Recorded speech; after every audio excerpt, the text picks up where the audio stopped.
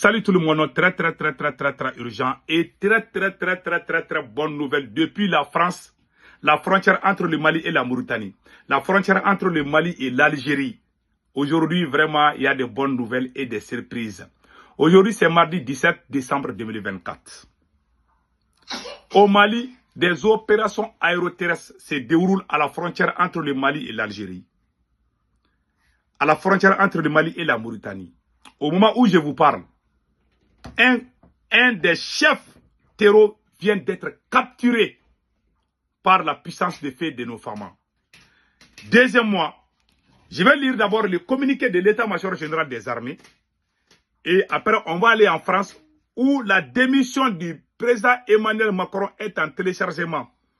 La démission d'Emmanuel Macron est en téléchargement. Après, on va parler de ça. Donc, mes frères et sœurs, allons-y au Mali et parlons du communiqué de l'état-major général des armées et concernant la victoire des forces armées maliennes à la frontière entre le Mali et l'Algérie. Allons-y. L'état-major général des armées porte à la connaissance de l'opinion publique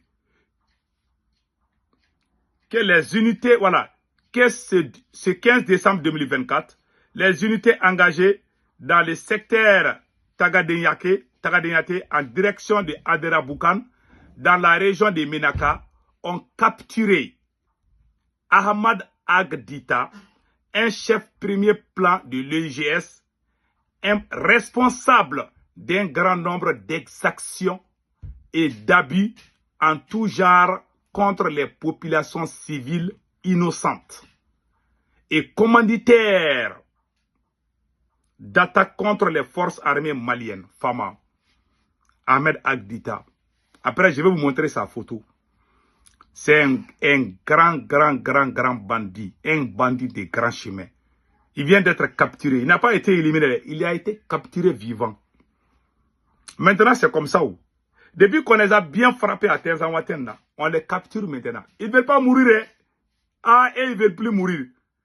Ce succès militaire, étape importante de la lutte contre le terrorisme, a été réalisé avec précision, rigueur et professionnalisme et a en outre permis la neutralisation de plusieurs commandants de l'EIGS, ainsi que la récupération de divers matériels militaires, y compris de nombreux engins explosifs improvisés. Non seulement on les a bien bastonnés, il y a des commandos, je vous ai dit, il y a des commandos de ces terreaux-là qui ont été éliminés. Ceux qui sont morts sont déjà éliminés. Ceux qui ont un peu de bénédiction ont préféré s'y rendre. Voilà ce qui s'est passé. Maintenant, écoutons le troisième paragraphe. Par ailleurs, dans le cadre de la sécurisation continue du territoire national, une unité des forces armées maliennes a pris en charge des terreaux de l'EIGS qui ont fait reddition dans le gourmand de Assongo le 14 décembre 2024. Il y a deux grands bandits qui ont déposé des armes. Voilà tout ce qu'on vous demande. Déposer les armes ou périr. Tout en saluant l'engagement de toutes les unités engagées et leur sens de discernement, particulièrement lors d'opérations de combat. Que la sécurité et la protection des personnes et des biens sur toute l'étendue du pays restent sa priorité. Unis, nous vaincrons. Fait à Bamako le 16 décembre 2024. Mes frères et sœurs, voilà le monsieur qui... Voilà le chef terroriste qui a été attrapé par l'armée malienne. J'ai sa photo ici que je vais vous montrer.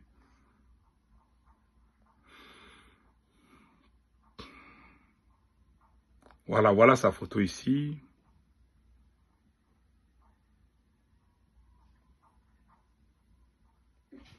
Voilà sa photo. C'est lui. Voilà le monsieur. C'est lui le chef terroriste. Il a été capturé par l'armée malienne. Il est dans la main de l'armée malienne maintenant. Hein. Il a été capturé. Il y a deux autres qui sont capturés. Maintenant, on les capture. Voilà. Ils ne veulent plus mourir. Ils ne se défendent plus. Hein. Quand ils voient l'armée, seulement ils se rendent. Ah, ce qu'on a fait à Tenzamatan, ils savent ça. Ça, on appelle ça opération et repos éternel. Au même moment, à la frontière entre le Mali et la Mauritanie, je vous dis, c'est l'une des plus grandes opérations dans l'histoire de l'armée malienne. Des opérations aéroterrestres, 24 heures sur 24. Des hélicoptères, des drones, des avions de chasse, des chars, des blindés. Tout est mobilisé là où nous sommes aujourd'hui. Je vous dis, le ciel là, tu ne peux même pas faire la différence entre le jour et la nuit. Tellement que c'est chaud. Nos hommes sont déterminés, que ce soit du niveau du Burkina Faso, que ce soit le niveau du Mali et du Niger. Nos hommes sont déterminés à en finir une fois pour tout avec ces voyous. Et j'en suis sûr et certain que nous allons gagner ce combat. Parce que c'est un combat digne que nous sommes en train de mêler. Et nos combattants ont la bénédiction de nos ancêtres, même du Tout-Puissant Allah. Donc, allons-y avec le côté de la France. Donc, cher peuple de l'AES, restons vigilants. Bientôt, nous allons fêter la victoire finale. Inch'Allah. Donc, allons-y avec... maintenant, la France demande la démission pure et simple du président Emmanuel Macron. L'ancien premier ministre de la France, Dominique de Villepin, a demandé au président Emmanuel Macron de rendre sa démission, qu'il a échoué sur tous les plans. Je vous laisse écouter ce que Dominique de Villepin a dit là. J'ai sa vidéo aussi que je vais vous montrer tout de suite. Écoutons Dominique de Villepin. Les dégâts de sa politique, les dégâts de sa conduite, les dégâts causés par sa personne à la France et d'une manière générale aux Français font qu'il aura énormément de mal à assumer un temps soit peu sa charge. Ça veut dire quoi alors? Ça veut dire qu'il ça veut dire malheureusement que la question de sa démission sera posée. Elle se pose d'ores et déjà, et je pense que c'est une mauvaise idée de la poser aujourd'hui. Voilà. Et je pense qu'on arrive à un moment où le coût pour la France et le coût pour les Français fait que le président de la République, on ne lui demande pas d'être gaulliste, il ne l'est pas à l'évidence, mais on lui demande à tout le moins d'avoir un peu de dignité et de respect de la fonction. Parce que là, c'est la fonction, c'est les Français et c'est la France qui plonge. Voyons bien les choses en face. Il y a un effet de sidération de ce que nous vivons depuis maintenant plusieurs mois pour les Français. Il y a un effet aussi d'humiliation et de colère profonde. Nous voyons notre pays s'effacer de la carte internationale. On a des changements majeurs qui se produisent en Europe, en Ukraine, au Moyen-Orient. Et oui, nous sommes peut-être en bonne forme pour organiser une photo en marge de Notre-Dame, mais nous ne comptons pas. C'est dire à quel point le président de la République, à un moment donné, va être obligé d'assumer ses pertes. C'est là ce que vous dites carrément. Donc, vous avez tous entendu. Il dit que le président Emmanuel Macron a tout perdu. Mieux vaut qu'il démissionne pour sauver la France. Ce monsieur-là, moi, je l'aime beaucoup. Hein. Il était le premier ministre de Jacques Chirac. C'est lui qui a osé dire non aux Américains. Quand George Bush avait décidé d'envahir Irak, c'est le président Jacques Chirac qui a dit non aux Américains à travers Dominique de Villepin. Il dit qu'il ne fait pas partir, que la France ne va pas aider les Américains, que parce que c'est un faux problème. C'est lui qui a osé dire non. Hein. C'est pas n'importe qui peut dire non aux Américains, hein. Surtout quand tu es dans l'OTAN. Tout le monde est d'accord. Mais lui, il a dit non. Et ce qui me plaît chez lui encore, ce qui se passe au Sahel, il n'est pas d'accord avec la politique française. Dominique de Villepin, moi je l'aime trop, hein. Je l'aime beaucoup. Il n'est pas comme ces racistes qui sont contre les Noirs et consorts. Il n'est pas chez gens. Je l'ai vu, il était Premier ministre. Il n'était pas d'accord avec beaucoup de choses que les autres faisaient. Hein. Voilà. Il a toujours dit à la France de changer sa politique en Afrique. Quelqu'un qui est comme ça, c'est vrai, moi je vous dis, nous ne sommes pas contre tous les Français. Il y a des bons Français. Même nos présidents qui ont libéré l'Afrique, là, ils avaient des amis français. Modibo Keïta, le libérateur du Mali, il avait des amis français, des citoyens français. Je sais.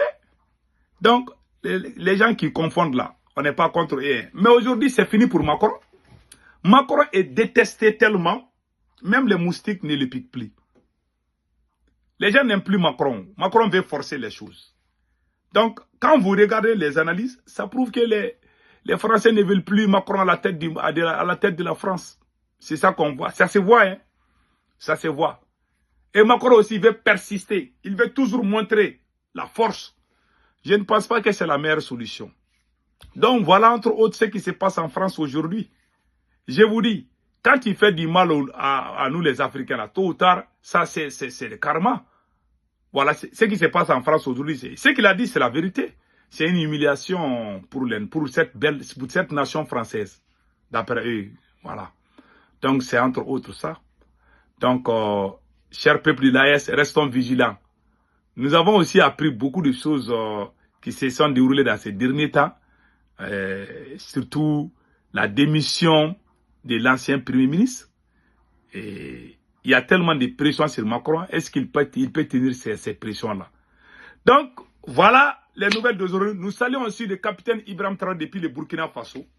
L'ouverture d'une deuxième usine et transformation de tomates. Vraiment, nous disons chapeau au peuple, pays des hommes intègres. Capitaine Ibrahim Traoré, merci beaucoup.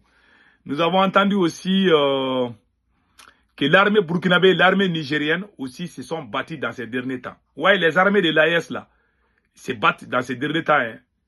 Donc, les hommes sont déterminés pour en finir avec les ennemis de l'AES. Vraiment, bonne chance à vous tous et passez un excellent week-end.